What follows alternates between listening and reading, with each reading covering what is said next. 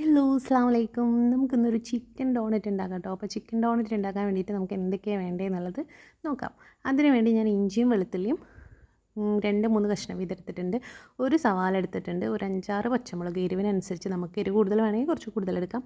പിന്നെ ചിക്കൻ ഉപ്പും മഞ്ഞളൊന്നും ഇടാതെ വേവിച്ചെടുത്തുള്ള ചിക്കനാണ്.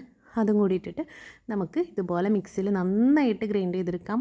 അതിന് ശേഷം മഞ്ഞൾപ്പൊടിയും മുളക് പൊടിയും പിന്നെ ഉപ്പും പിന്നെ കുറച്ച് ഗരം മസാലയാണ് നമ്മൾ ഇട്ട് കൊടുത്തേക്കുന്നത്. ഇതെല്ലാം കൂടി നന്നായിട്ട് മിക്സ് ചെയ്തതിന് ശേഷം ഒരു സ്പൂൺ മൈദപ്പൊടിയും കൂടി നമ്മൾ ഇട്ട് കൊടുത്തിട്ടുണ്ട് കേട്ടോ. എന്നിട്ട് ഇതുപോലെ ബോൾസാക്കി എടുക്കുക. അതിൻ്റെ സെൻറ്ററിൽ ഒരു ചെറിയ ഹോളിട്ട് കൊടുക്കുക. എന്നിട്ട് നമുക്ക് ഇതുപോലെ എല്ലാതും ഇതുപോലെ ചെയ്തെടുക്കാം കേട്ടോ. അതിന് ശേഷം നമുക്ക് ഒരു 3 മുട്ട പൊട്ടിച്ചെടുത്തിട്ടുണ്ട്.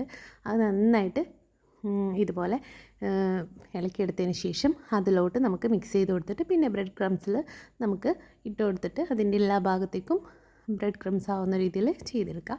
അതിന് ശേഷം വെളിച്ചെണ്ണയിലിട്ട് വറുത്തെടുക്കുക. ഏറ്റവും കൂടുതൽ ശ്രദ്ധിക്കേണ്ടത് വളരെ കുറഞ്ഞ തീയിലിട്ടിട്ട് വേണം ഇത് വറുത്തെടുക്കാനായിട്ട്. പിന്നെ കുറച്ച് കഴിയുമ്പോൾ നമുക്കൊന്ന് കൂട്ടിയിട്ടെടുക്കാം, പിന്നെ കുറച്ചിട്ട് കൊടുക്കാം. അങ്ങനെ 2 രീതിയിലും ആക്കിയിട്ട് വേണം നമ്മളിത് ഫ്രൈ ചെയ്തെടുക്കാനായിട്ട്. കാരണം ഉള്ളൊക്കെ നന്നായിട്ട് വെന്ത് കിട്ടണം. അപ്പം ഇതിൻ്റെ പുറം ഭാഗം ബ്രെഡ് ക്രംസും മുട്ടയൊക്കെ ആയതുകൊണ്ട് വേഗം മുരിഞ്ഞ് കിട്ടും, പക്ഷേ ഉള്ളിൽ വെന്തിട്ടുണ്ടാവില്ല. അതുകൊണ്ടാണ് തീ കുറച്ചിട്ട് വേവിക്കാൻ പറയുന്നത്. അപ്പോൾ നമ്മൾ ഇതുപോലെ ചെയ്തെടുത്ത് കഴിഞ്ഞാൽ നല്ല അടിപൊളി ടേസ്റ്റാണ്.